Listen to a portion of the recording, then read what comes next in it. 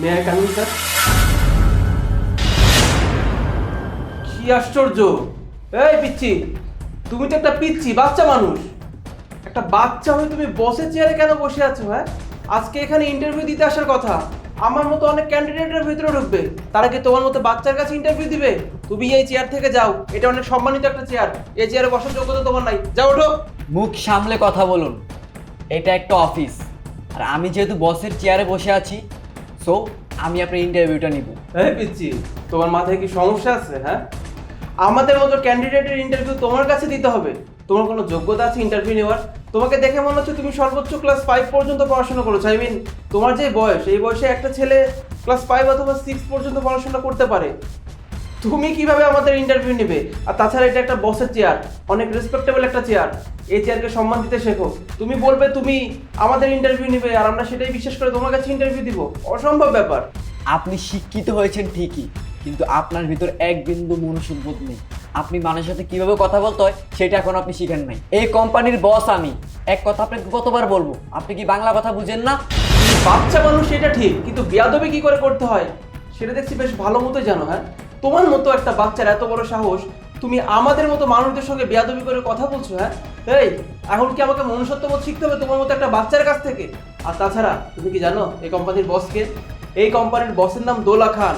উনি একজন প্রতিষ্ঠিত ফিমেল বিজনেসম্যান। উনি যদি এসে দেখেন তার চেয়ারে তুমি বসে আছো, তোমার সে কি অবস্থা করবে বুঝতে পারছো? এক্স্যাক্টলি, আপনি যে দুলা খানের কথা বলতেছেন উনি আমার মা। হোয়াট?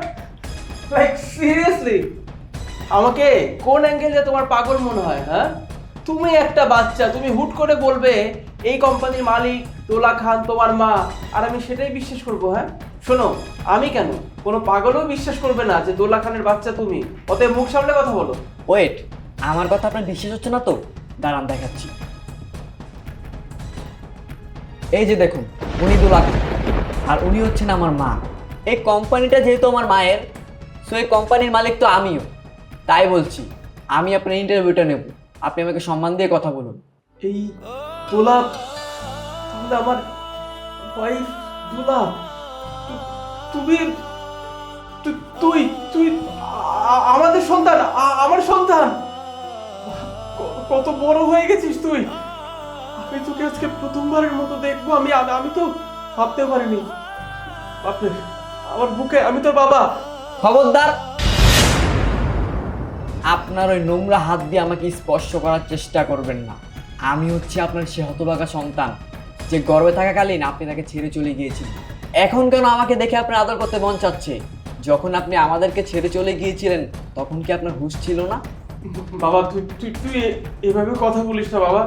আমি তোর বাবা, তোর জন্মদাতার পিতা আমি। হ্যাঁ, আমি মানছি আমি অনেক বড় একটা অন্যায় করেছি তোর সঙ্গে আর তোর মার সঙ্গে। তাই বলে তুই আমার কাছে আসবি না? প্রথমবারের মতো তোকে আমি দেখছি রে বাবা, একটু আমার কাছে আয়। বাবা নীরব, ইন্টারভিউ নেওয়া হলো? হ্যাঁ মা, ক্যান্ডিডেট সামনে দাঁড়িয়ে আছে। দোলা, দোলা, তুমি আর আমাদের সন্তান এইভাবে যে দেখা হয়ে যাবে কল্পনা করতে পারিনি। দেখো না দোলা, আমাদের ছেলে কি বলছে। আজকে তো আমি ওকে প্রথমবারের মতো দেখলাম।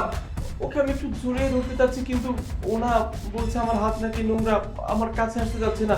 একটু বলো না আমাকে জড়িয়ে ধরতে। কেন? তুমি তো কোনো অন্যায় করোনি, নিজের ক্যারিয়ার গড়ার জন্যই তো গিয়েছিলে। নিজে প্রতিষ্ঠিত হবে, তারপর নিজের ভবিষ্যৎ গড়বে, এজন্যই তো বসের মেয়ের সাথে রিলেশন করেছো, যেন নিজে ভালো থাকতে পারো, কোটি কোটি টাকায় ঘুমাতে পারো। এখন কোথায় গেল সেই কোটিপতি মেয়ে? কি কোটিপতির মেয়ে তোমাকে কি খেয়ে ছেড়ে দিল? নিজের স্বার্থের কথা চিন্তা করেন যে বাবা নিজের সন্তানের চেহারাটাও দেখেনি, আজ এসে বলবে সে যে আমাকে ক্ষমা করে দাও, আর আমি তোমাকে ক্ষমা করে দিব? হ্যাঁ, কি ভুলে গেছো সেই দিনটার কথা? ঠিক আছে, ভুলে যখন গেছো তাহলে আমি তোমাকে মনে করিয়ে দিই। সাজেদ, তুমি কি বললে? আমি কি শুনলাম? আমি তো আমার কানকে বিশ্বাস করতে পারছি না। তুমি আমার সাথে সংসার করবে না মানে? তুমি জানো আমি 3 মাসের প্রেগনেন্ট সাজেদ। প্রেগনেন্ট তো কি হচ্ছে, তুমি অ্যাবর্শন করো তাহলে তো হয়ে যায়। আর তাছাড়া আমি কি এখন তোমার জন্য, তোমার এই পেটের বাচ্চার জন্য আমি আমার ক্যারিয়ার নষ্ট করব? যেখানে আমার হাতে সুবর্ণ সুযোগ রয়েছে বসের মেয়েকে বিয়ে করে কোম্পানির মালিকানার অংশ ভোগ করা, সেখানে আমি তো তোমার জন্য, তোমার আর এই পেটের বাচ্চার জন্য আমি তোমার ক্যারিয়ার নষ্ট করতে পারি না। এ কারণেই বলছি আমার পক্ষে তোমার সঙ্গে সংসার করা সম্ভব না, আমাকে ডিভোর্স দিতে হবে। সাজিদ প্লিজ তুমি এইভাবে বলো না, আমার আমার যাওয়ার কোনো জায়গা নেই, আমি বাপের বাড়ি গিয়েও দাঁড়াতে পারবো না, এমন অবস্থা আমি কি করব? সাজিদ আমি তো তোমাকে ভালোবাসি, প্লিজ দেখো টাকা কিন্তু সব সুখ না, ভালোবাসার মানুষকে ফেলে গেলে কেউ কখনো সুখী হতে পারে না। এই তোমার লেকচার বন্ধ করো, আমার কাছে টাকাটাই সব, টাকার জন্য আমি সব করতে পারি। তুমি এক কাজ করো, তোমার এই বাচ্চাটাকে অ্যাবর্শন করিয়ে নিও, আর আমি যে তোমার লাইফে ছিলাম এটা ভুলে যেও। আর চিন্তা করো না, তুমি এখন বলবে তোমার লাইফটা আমি নষ্ট করে দিচ্ছি, কোনো সমস্যা নেই। ক্ষতিপূরণ বাবদ আমি তোমার অ্যাকাউন্টে 10 লক্ষ টাকা পাঠিয়ে দেবো, ওটা দিয়ে কোনো একটা ব্যবসা করে নিও, তাহলে হয়ে যাবে। সাজিদ তুমি কিন্তু ভুল করতেছো সাজিদ, আমি যাকে ভালোবাসতাম সে আমাকে এভাবে ফেলে রেখে চলে গেল। আমি মানছি আমি তোমার সঙ্গে যে কাজটা করেছিলাম সেদিন অনেক বড় একটা অন্যায় কাজ করেছিলাম। আসলে যে কথা আছে না, কাউকে যদি ঠকানো হয় তাহলে আল্লাহ একদিন সেই মানুষটাকে ঠকায়। আমার সঙ্গে না এমনই হয়েছে জানো তো। তোমাকে ছেড়ে আমি বসের মেয়েকে বিয়ে করেছিলাম এটা ঠিক, কিন্তু সংসারটা না আমাদের সুখের ছিল না। বিয়ের 2 বছরের মধ্যে আমাদের সংসারটা ভেঙে যায়। আমার ওয়াইফ অন্য একজন পুরুষের সঙ্গে সম্পর্ক ছড়ায়, আর তারপর যেটা হয় আর কি, সংসারে অশান্তি, একসময় গিয়ে আমাদের ডিভোর্স হয়ে যায়, আর আমার সব কিছু আমার থেকে হাতছাড়া হয়ে যায়। আমি এখন খুব অসহায় ধুলা, আমার কাছে এমন কিছুই নেই, কোনো মতে একটা বাসা ভাড়া করে থাকি, এই মুহূর্তে একটা চাকরি আমার খুব দরকার ধুলা, আমি খুব অসহায় হয়ে পড়বো যদি এই চাকরিটা আমি না পাই ধুলা। সাজিদ তোমাকে দেখে না আমার ভীষণ মায়া হচ্ছে, কিন্তু আমি না নিরুপায়, তোমার জন্য আমি কিচ্ছু করতে পারবো না। একটা মেয়ে তার স্বামী ছাড়া দুনিয়াতে অচল। বিয়ের পর একটা স্বামী না স্ত্রীর বটগাছের ছায়ার মতো থাকে। আর তুমি কি করলে? আমাকে একা ফেলে, আমার গর্ভে তোমার সন্তান ছিল, আমার সন্তানকে তুমি ফেলে রেখে চলে গিয়েছো। তুমি বলেছো তোমার সন্তানের প্রয়োজন নেই, তুমি আমাকে অ্যাবর্শন করতে পর্যন্ত বলেছো। আমি রাজি হইনি। মানুষ কোটি কোটি টাকা দিয়ে একটা সন্তান কিনে নিয়ে যায়, অ্যাডপ্ট নেয়, আর সেখানে তুমি আমাকে কি বলেছিলে আমি জানি অ্যাবর্শন করে ফেলি? আমি একটা মা, আমি কি করে আমার সন্তানকে ফেলে দিব? তুমি তো আমাকে কখনো ভালোই বাসনি। তুমি যদি আমাকে ভালোবাসতে না, তাহলে ভালোবাসার মানুষের হাত এভাবে ছেড়ে দিয়ে চলে যেতে পারতে না। কিন্তু আমি তোমাকে সত্যিকারের ভালোবেসেছি, তাই এই যে তোমাকে ভালোবেসেছি বলেই না তোমার ভালোবাসার প্রদীপ আমি জ্বালিয়েছি, এই দুনিয়ার আলো দেখিয়েছি।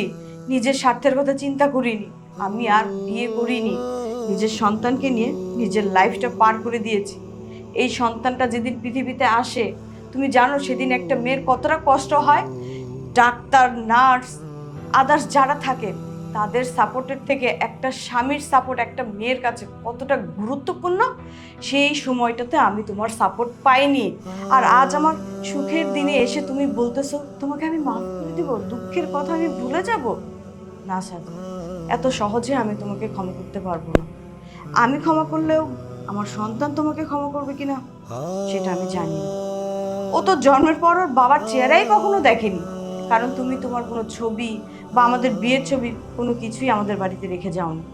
তারপরও আমি তোমার সন্তানকে সুশিক্ষায় শিক্ষিত করেছি, সব সময় বলেছি বাবা ভাগ্যকে মেনে নিতে হয়।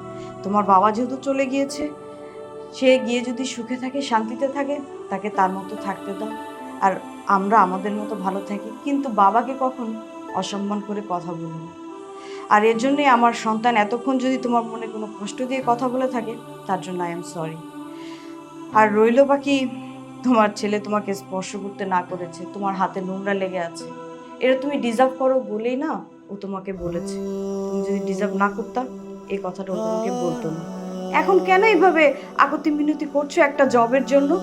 কোটিপতি মেয়ের কাছে যাও না, কোটি টাকার বিছানায় তোমাকে ঘুম পাড়িয়ে রাখবে, ভালো মন্দ খাবার খাওয়াবে, এইভাবে, ঠিক এইভাবে সেই দিন আমি তোমার কাছে হাত জোর করে মিনতি করেছিলাম, তোমার পায়ে পর্যন্ত ধরতে চেয়েছিলাম যে সাজিদ আমি মা হতে চলেছি, আমরা আমাদের সংসারটা সুন্দর করে সাজাবো। তুমি তো আমাকে লাথি মেরে চলে গেলে যে থাক তুই তোর সন্তান সংসার নিয়ে। আমি এই সংসার, এই সন্তান কিছুই চাই না। আর আজকে তুমি এসে এইখানে দাঁড়িয়ে চাকরির জন্য আকুতি মিনতি করতেছো। একটা মেয়ে সন্তান জন্ম দেওয়ার পর সন্তানের কি কি প্রয়োজন, আদর, ভালোবাসা, স্নেহ, আমি আমার সন্তানকে সব কিছু দিয়ে বড় করেছি। বাবার ভালোবাসার অভাব কোনোদিন আমি আমার ছেলেকে বুঝতে দেইনি। আমি ওর বাবা, আমি ওর মা। গতকালকে যখন আমি ইন্টারভিউ লিস্টটা দেখলাম, সেখানে আমি তোমার নামটা দেখতে পেরেছি। আর তখনই আমি আমার ছেলেকে বলি, বাবা নীরব, ছোটবেলা থেকে আমি তোকে কত কষ্ট করে লালন পালন করে বড় করেছি, এটা তুই জানিস। আর আজকে তোকে কিছু কথা বলার জন্যই আমি তোকে এখানে ডেকেছি। কালকে অফিসে একটা ইন্টারভিউ আছে, আর সেখানে তোর বাবা ইন্টারভিউ দিতে আসবে। তাই তুই তোর বাবার ইন্টারভিউটা নিবি। কি বলো মা, বাবা আসবে, তাও আবার আমাদের অফিস ইন্টারভিউ দিতে? অসম্ভব মা, আমি ওই জঘন্য লোকটা ইন্টারভিউ নিতে পারবো না। নীরব, এভাবে কথা বলতে হয় না। আমি তোমাকে বেয়াদবি শিক্ষা দেইনি, আর কালকের ইন্টারভিউটা তোমাকেই নিতে হবে। কিন্তু মা, আমি তো ছোট মানুষ, তাছাড়া আমার কালকে স্কুল আছে, আমি কিভাবে ইন্টারভিউ নেব? তোমার স্কুলের টিচারের সাথে আমি কথা বলে নেব। আর হাজার হোক সে তোমার পিতা, পিতার সম্পর্কে এভাবে বলতে হয় না বাবা। কালকের ইন্টারভিউটা তুমি নেবে, এটাই ফাইনাল। ঠিক আছে মা, তুমি যেটা এত করে বলতেছো আমি রাজি, আর তোমার জন্য আমি সব কিছু করতে পারি। গতকাল রাতেই যখন আমি ইন্টারভিউ লিস্টে তোমার নাম দেখতে পাই, তখনই আমি সিদ্ধান্ত নেই যে তোমার ইন্টারভিউ তোমার ছেলে নেবে। আর তোমার এই ফেসের রিয়াকশনটা দেখার জন্যই না ওকে আজকে আমি এখানে বসতে বলেছি। ক্লাস বাদ দিয়ে ও শুধু ওর বাবার রিয়াকশনটা দেখার জন্যই না এখানে বসে আছে। তোমার এখন মনে হয় খুব জানতে ইচ্ছে হবে যে আমি কিভাবে এতটা পথ এগিয়ে এখানে এসে দাঁড়িয়েছি, নিজের পায়ে কিভাবে দাঁড়ালাম। ঠিক আছে, আমি তোমাকে ব্রিফ করছি। তোমার তো মেন্টালিটি অনেক মানে নিচু মন মাইন্ডের, ক্লিয়ার না করলে তুমি কিছুই বুঝতে পারবে না। তুমি চলে যাওয়ার পর আমার মাথার উপর না আকাশ ভেঙে পড়লো, কারণ আমি তো গর্ভকালীন অবস্থায় একটা মেয়ে কোথায় যাবে, কি করবে, আমি দিশা খুঁজে পাচ্ছিলাম না। আমি যে বাপের বাড়ি যাব সেই মুখটাও আমার ছিল না। আমার মা আমাকে বলবে যে তুই তো ভালোবেসে ভালোবাসার মানুষের সাথে পালিয়ে গিয়েছিলি, কোথায় গেল তো সেই ভালোবাসার মানুষ, পোড়া কপালি। এসব কথা আমি শুনবো না বলেই না আমি আমার মায়ের কাছে যাইনি।